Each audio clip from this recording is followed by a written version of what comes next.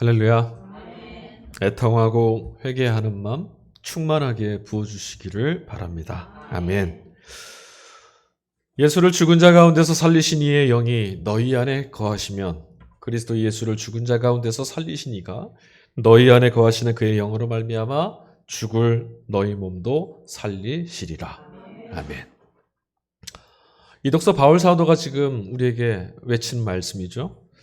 여러분, 이 말씀을 우리 각자의 삶의 근거로 삼고 하나님께 잇대어서 세계를 이해하고 나의 인생을 돌아보고 우리 앞에 펼쳐진 걸음을 걸어가는 것, 그리고 그 걸어감에 있어서 이 말씀을 실감하는 것, 이 말씀을 능력으로 잇대어 살아가는 것, 그것이 아마도 우리들 신앙의 정도를 가늠해 볼 수 있는 척도가 아닐까 싶습니다. 여러분, 복음의 핵심이 무엇입니까? 지금 바울 사도의 말처럼 살리시는 주체가 하나님이시다라고 하는데 있지 않겠습니까? 우리 안에 있지 않고 세상 안에 있지 않고 그러니 그것 찾아 헤맬 필요 없고 그것 못 얻어서 헐벗을 필요도 그것 없다고 비교에 내몰 이유도 없는 하나님이 우리의 구원이시다. 문제는 이 말씀이 우리 안에서 좀처럼 실감이 나질 않는다라는 거죠. 일상을 살아가고 있는 우리들에게 이 말씀이 정말 내 손에 잡힌 말씀처럼 실감이 났으면 좋겠는데 그게 실감이 나질 않다 보니 믿음으로 사는 것이 쉽지 않다라는 것이 우리들의 푸념이 되고 맙니다. 여러분, 신앙생활하는 것, 예배 참석하는 것, 기도하는 것, 금식하는 것, 말씀을 대하는 것까지 열심을 다하면서도 그렇게 하는 나 자신만 보일 뿐 정작 하나님께서 우리를 살리시는 분이라는 것을 실감하지 못할 때, 집중하지 못할 때 우리 참 많습니다. 하나님께 간구하고 기도하는 이 기도의 자리에서조차 우리에게 이것 가져다 주시는 이 좋은 모든 것들을 가져다 주시는 하나님이 보이는 것이 아니라 하나님이 주신 이것만 보다가 돌아올 때가 많죠. 여러분, 태양 없이 살 수 있는 존재가 있을까요? 없습니다. 적어도 이 지구 안에는 살아있는 모든 것들은 태양이 없으면 살 수가 없습니다.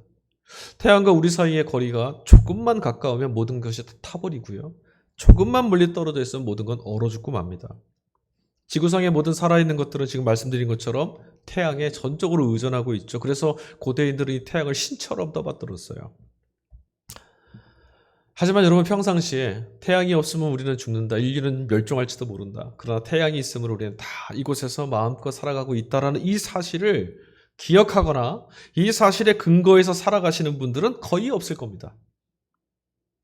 근데 하나님을 향해서도 우리는 늘 똑같은 형편입니다. 구원이 나에게 있지 않고 하나님께만 있다라고 하는 이 사실에 붙들려서 살아가야 되는데 좀처럼 그렇게 살지 않는다는 거죠. 무언가 미숙하거나 무언가 그릇된 신앙인들만의 문제가 아닙니다. 이것은 제 자신에 집중하며 살아가는 방식에 우리가 너무 익숙해져 있고 또 그렇게 작동되어지는 세상에 우리가 살아가고 있기 때문에 이건 우리들 모두의 문제입니다. 오늘 1독서 구약 본문에 등장하고 있는 야곱과 에서의 이야기는 바로 이런 인간 실존의 문제, 하나님께 집중하지 못하고 하나님 말씀에 실감하지 못하는, 하나님의 구원을 누리지 못하고 사는 우리들의 모습을 보여주고 있습니다. 여러분, 야곱이 어떤 사람이죠? 여러분 잘 아시는 인물이죠? 야곱은 제 아비와 형뿐만 아니라 자기 주변에 있는 모든 이들을 속이며 살아왔던 사람입니다. 인생 전체가 그랬습니다. 아마 이런 사람이 우리 곁에 있더라면 여러분 그 곁에서 친구하고자 하는 사람 한 명도 없을 겁니다. 그러나 그런 모습을 이렇게 가만히 들여다보고 있으면 오늘 본문 속에서 바보 같은 짓을 저질렀던 형의 에서, 오히려 그 에서가 더 순박하고 정직하고 삶에 정직하고 신실하게 살아간 사람 아닐까 이런 생각이 들 정도예요. 그런데 성경은 그런 면을 그닥 중요하게 보지 않는 것 같습니다. 오늘 창세기 25장 34절 후반절 말씀 보니까 마지막 갈무리를 이렇게 성서 기자가 마침표를 딱 짓습니다. 에서는 이와 같이 맏아들의 권리를 가볍게 여겼다. 개역개정판 성경은 업수히 여겼다. 그럴듯해 보이지만 에서는 정작 중요한 것을 가벼이 여기는, 다시 말하면 그 중요한 가치를 보지 못하는 그런 사람이었다는 거예요. 하지만 이에 반해서 야곱은 어떤 사람이냐면 비록 수단과 방법을 가리진 않았지만 속이고 기만하고 형 것을 빼앗아갔던 그런 방법을 쓰기는 했지만 그는 목적을 위해서라면 그런 비열해 보이는 겉모습, 비열해 보이는 수단들을 사용했지만 성경은 그런 본질에 닿아 있었으며 무엇이 중요한지를 아는 사람이었다. 이걸 평가하고 있어요. 배가 고프다고 하나님께로부터 오는 마다들의 권리를 에서는 가볍게 여겼습니다. 여러분 그 에서를 보면서 뭐 이런 인간이 다 있을까? 너무 한심해 보인다. 여러분 이런 생각 해보신 적 없습니까? 하나님께서 주시는 복을 어떻게 팥죽 한 그릇에 팔아먹을 수 있을까? 정확히는 팥죽이 아니죠. 붉은 죽인데 그것에다가 배고프다고 하나님께서 주시는 복을 팔아먹는다고? 이런 어리석은 사람이 어디 있을까? 여러분 혹시 말씀 읽다가 보이지 않는 에서를 꾸짖어 본 적 없으십니까? 하지만 먹고 사는 문제에 내몰려서 하나님을 등한시 여기는 것은 우리도 다를 바가 없습니다. 이건 오늘 우리들의 모습입니다. 나는 하나님께로부터 오는 것을 결코 가볍게 여긴 적이 없습니다라고 생각하실지 모르겠지만 아까 바울 사도가 말했던 것처럼 하나님께서 그의 영으로 말미암아 우리를 살리실 것이라는 말씀을 실감하지 못하고 믿지 못한 채 살아가고 있는 우리들, 하나님께 속해 있는 것들을 가볍게 여기고 없수히 여기고 있는 것과 다를 바가 없다라는 겁니다. 하나님께서 우리를 살리신다라는 것이 정말 아멘이 되어서 바울 사도의 말씀에 그렇습니다라고 동의하며 우리가 귀하게 여기고 살아간다면 우리의 일거수일투족 삶의 걸음 족족마다 무엇이 중심에 새겨 있어야 되겠습니까? 하나님이 살리실 것입니다. 여기에 집중하고 살겠죠. 그래 한 주간의 삶 가운데 세상에 처해 있을 때 우리는 이 하나님은 구원하실 것입니다. 하나님이 살리실 것이라입니다라고 이 말씀을 기억조차 하지 못한 채 바쁘게 살아갑니다. 귀하게 여기지 못했고 소홀히 여겼고 없수히 여긴 겁니다. 예수님은 분명히 성령께서 당신이 가르치시고 말한 것을 생각나고 기억나게 하셔서 깨닫게 하고 믿게 하시는 분이다라고 요한복음 14장에 말씀해 주셨습니다. 그리고 예수 그리스도께서 가르치셨던 모든 것들은 바로 하나님 나라, 하나님이셨습니다. 그러니까 성령 안에서 또는 성령으로 말미암아라고 하는 말씀은 여러분 쉽게 말씀드리자면 세상이 보여주고 있는 것들이나 강요하는 것들이나 억압하고 있는 것들이나 비교에 내모는 그런 일들에 사로잡히거나 부러워하거나 염려 근심에 사로잡히는 대신에 성령의 인도하심을 따라서 하나님은 하실 수 있습니다라고 하는 이 믿음의 방식으로 살아가는 것.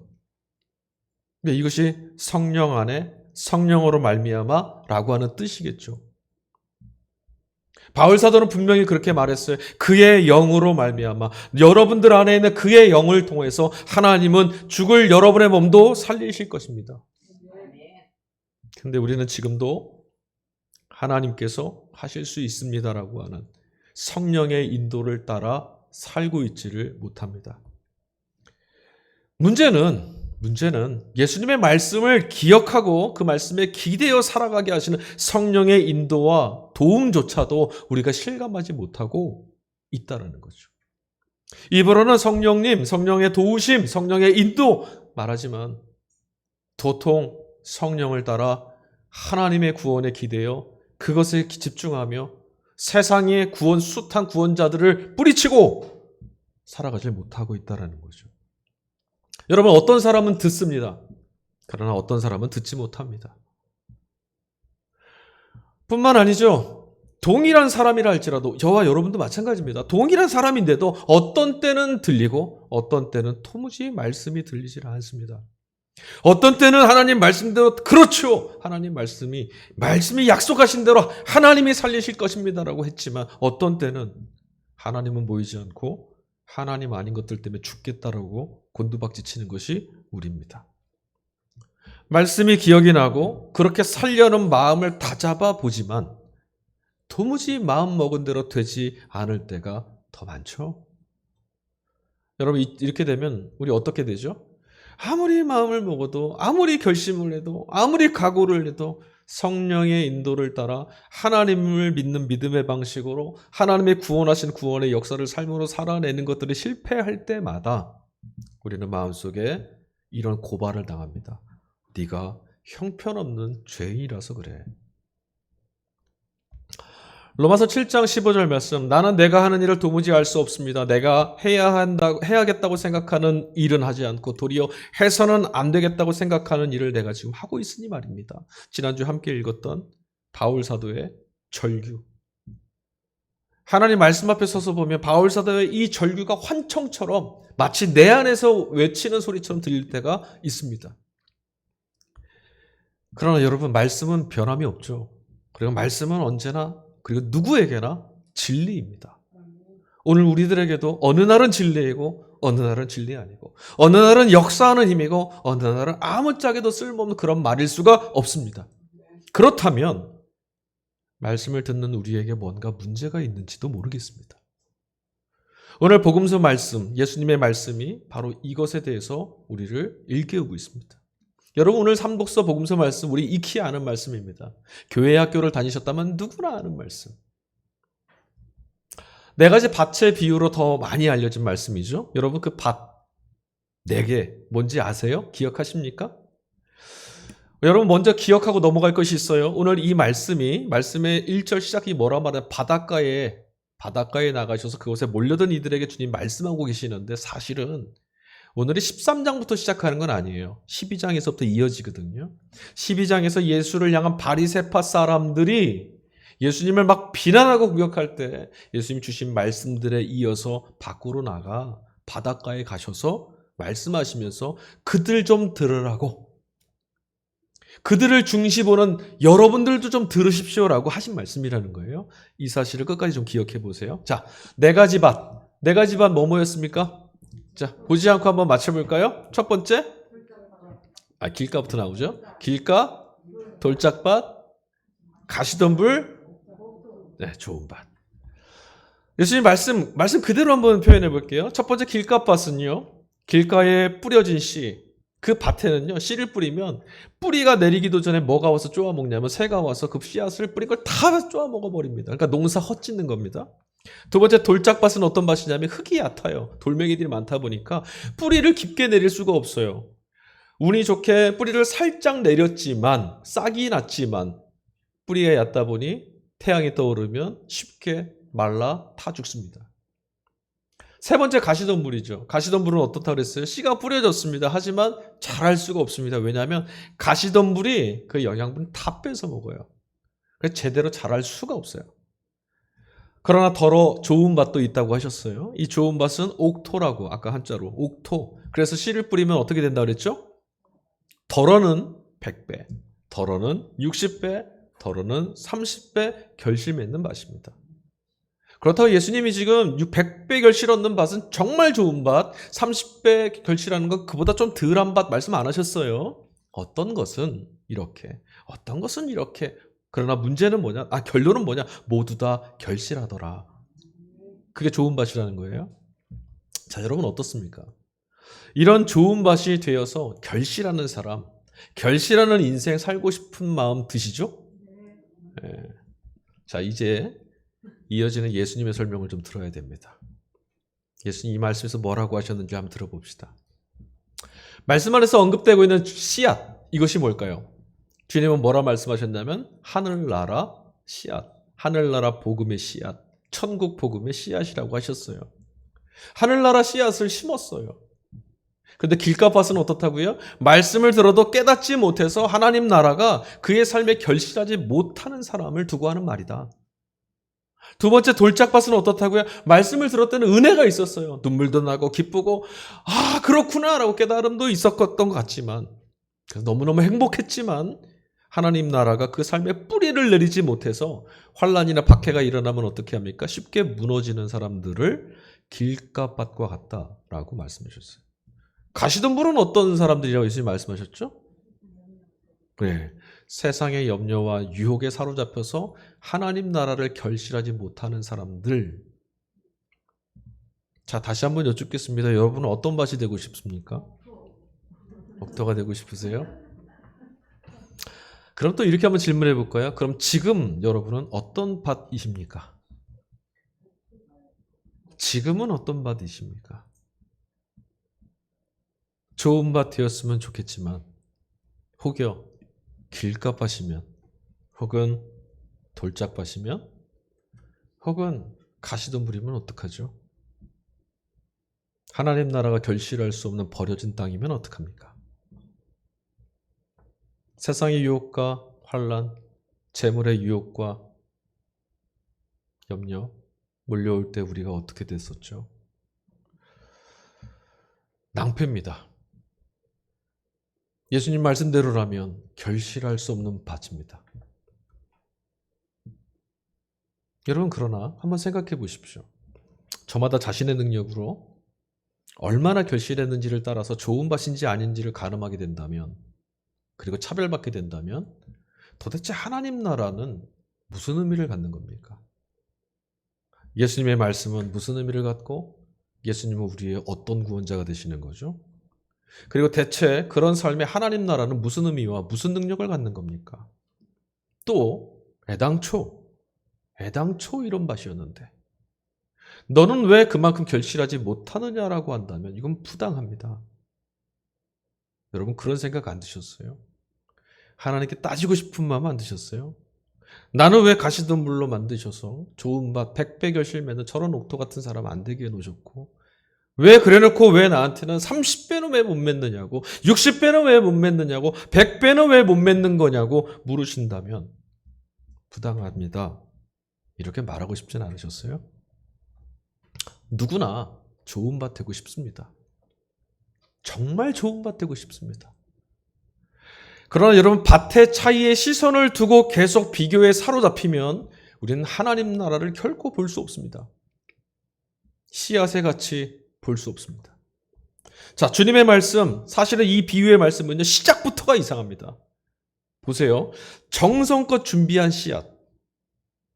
여러분, 농사 짓는 거 보셨죠? 네, 자, 생각해 보시는 거예요. 정성껏 준비한 씨앗을 이제 농사 지으려고 나가서 뿌려야 되는데, 길가나 돌짝밭이나 가시덤불에 뿌리는 정신 나간 농부가 있겠어요? 여러분, 있겠습니까? 없어요. 그런 정신 나간 농부예요. 농사 헛한 거예요. 씨앗이 아까워요. 농사의 목적이 결실하는 데 있는 것이 분명하다면 이 농부는 마땅히 뒤도 돌아보지 말고 옥토에다가 뿌려야 돼요. 그렇죠?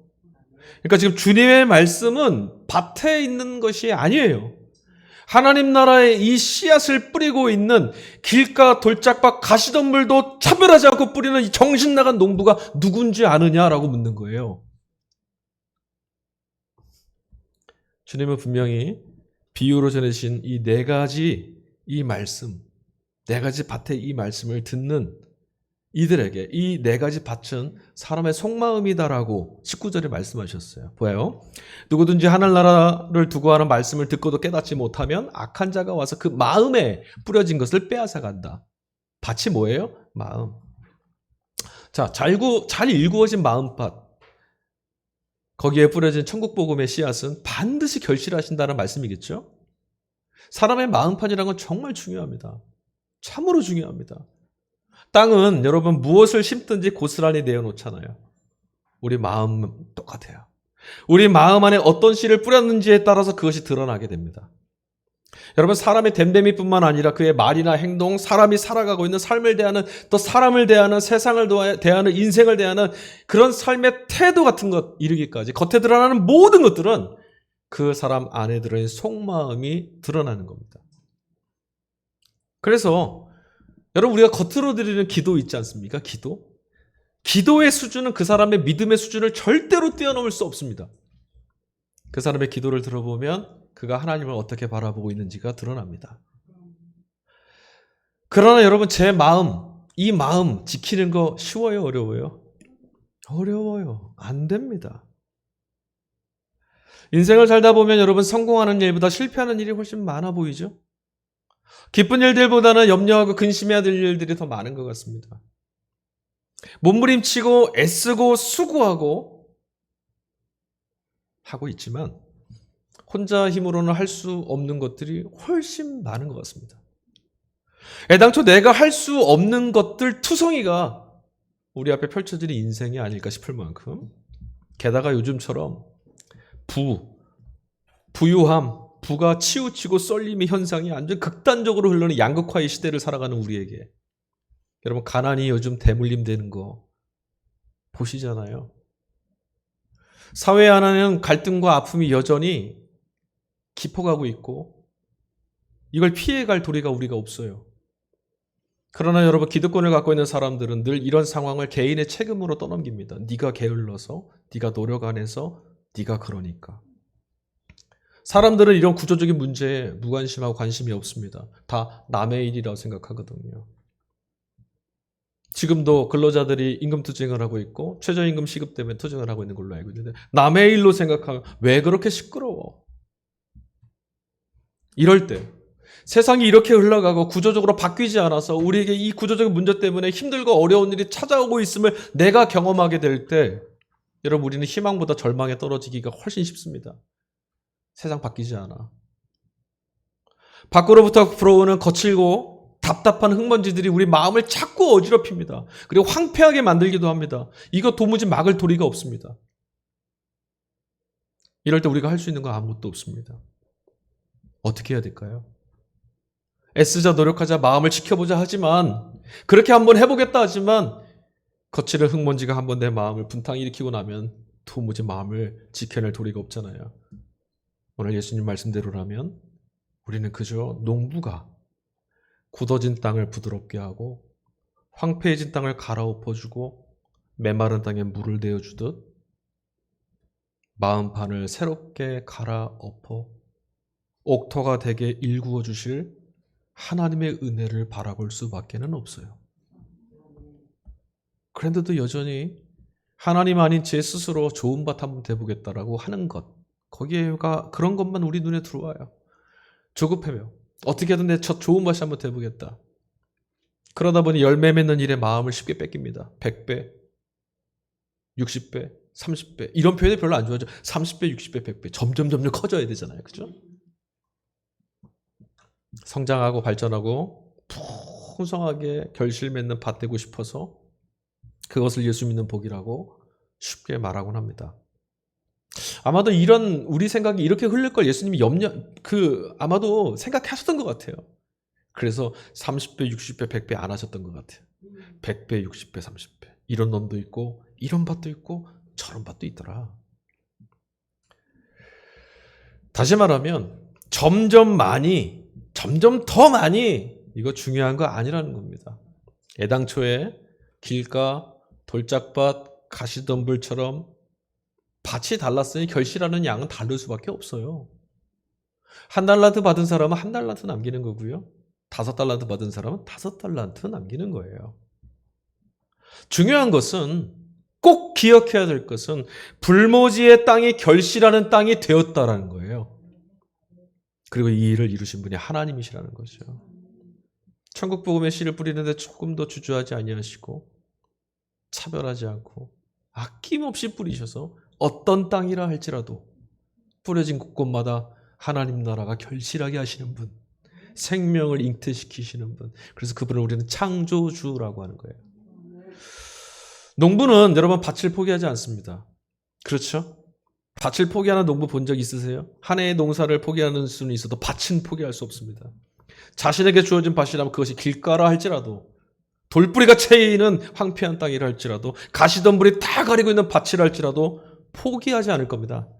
씨를 뿌리기 위해서 아니 떨어진 씨앗이 결실할 때까지 농부는 밭을 일구어내는 일에 땀 흘려 수고하며 갈아엎는 일을 절대로 결단코 멈추지 않을 겁니다. 결국은 농부 때문에 길가도 돌짝밭도 가시덤불도 씨앗이 자랄 수 있는 옥토가 될 수 있다는 거. 이야, 놀랍지 않으세요? 농부의 수고가 얼마나 고맙습니까? 여러분 이제 우리는 예수님께서 이 말씀을 통해 뭘 가르쳐 주시려고 하시는지를 깨달아야 합니다. 하나님께서 우리 모두에게 그냥 왔든 소문 듣고 왔든 습관처럼 왔든 강제로 왔든 천국 복음의 씨앗을 아끼지 않고 뿌리신다라는 것. 우리 모두 그 씨앗을 받은 사람들이라는 것. 내 밭이 어떤 땅인지 혹은 얼마나 결실했는지에 마음 뺏기면 뭐라고요? 천국 복음의 씨앗이 내 안에 심겨졌다는 사실이 눈에 안 들어와요. 그게 뭔지 아세요? 오늘 일독서에서 봤던 하나님께로부터 오는 것들을 업수히 여기는 에서 같은 사람이 되고 마는 거예요. 수고하는 농부가 있는 한 버려진 땅은 없다라는 사실을 우리 기억해야 합니다. 비록 세상의 억압과 강요 앞에 황폐해지고 믿음이 파산한 것 같은 형편없는 상황에 떨어져 있다고 하더라도 여전히 쓸모없다 하지 아니하시고 네 밭은 안 되겠다고 버리지 아니하시고 내가 쏟아부은 은혜가 얼마였냐고 따져 묻지 아니하시고 천국 복음의 씨앗을 지금도 아낌없이 뿌리고 계시는 하나님이 계시다라는 것. 그분이 우리가 믿는 하나님이라는 것. 예수 그리스도의 아버지이신 그분이 우리의 아버지 되신다라는 것. 복음의 씨앗을 품은 땅이라면 여러분 그곳이 어디든지 그분의 수고로 인해서 반드시 주님의 말씀 그대로 어떤 것은 100배, 어떤 것은 60배, 어떤 것은 30배 결실하는 땅을 만드신다는 거예요. 우리 안에도 결실하실 거예요. 어쩌면 어떤 분은 지금 하나님의 나라가 결실되어서 그 나라를 살아가시는 분이 있을 거고 어떤 분은 풍성한 열매는 아니지만 하나님 나라가 싹이 돋아 우미 돋아 있는 걸 바라보며 걸어가시는 분도 있을 거고 어떤 분은 지금 씨앗은 심겨졌으나 하나님의 나라 도대체 어디 있느냐라고 되물어야 되는 그런 상황에 계실지도 모르겠습니다. 그러나 땅도 보지 마시고 결실도 보지 마시고 이 씨앗을 심은 이의 수고가 멈추지 않고 있다는 사실을 보시기 바랍니다. 이게 예수님이 우리에게 가르쳐주시는 복음이에요. 복음의 씨앗을 품은 땅이라면 그것이 어디든지 그분의 수고로 말미암아 열매 맺는다. 어떤 밭이라도 그 목만큼의 결실을 하게 하신다. 여러분 이 희망의 메시지를 마음에 품고 쉬지 않고 일하고 계시는 주님을 바라보시고 그 주님의 인도하심을 따라 긴 호흡 갖고 걸어가십시오. 이 일을 이루실 주님이야말로 우리 인생과 삶의 희망 아니겠습니까? 우리 믿음의 근거가 어디 있습니까? 우리의 밭의 능력, 결실한 능력 아니지 않습니까? 우리에게 씨 뿌리시니 포기하지 아니하시느니 이루시는 그분께 있지 않겠습니까? 주님은 아버지께서 일하시니 나도 일한다고 말씀하셨습니다. 우리 신앙도 이와 다를 바 없습니다. 주님 주신 천국 복음의 씨앗 우리 안에 뿌리신 이가 지금도 이루고 계시니 우리도 이 씨앗을 내게 뿌리라 주신 씨앗을 우리도 뿌리며 사는 거죠. 지금은 아니어도 지금은 보이지 않아도 지금은 거칠어 보여도 지금은 땅만 보이는 것 같아도 여러분 우리는 눈물로 씨를 뿌려야 되는 사람들입니다. 그리고 믿음으로 씨를 또 뿌려야 되는 사람들이죠. 하나님이 이루실 걸 바라보며 소망 가운데 씨를 뿌리는 사람들 그게 바로 그리스도인입니다. 밭을 일구시는 농부 되신 하나님께서 쉬지 않고 이 일을 저와 여러분의 삶 가운데서 이루실 줄 믿습니다. 풍성한 열매를 거두시는 그날에 우리 같은 밭에도 이런 열매를 거두셨구나. 그걸 보는 날, 우리 다 함께 보는 날, 그날은 반드시 올 것입니다. 아멘.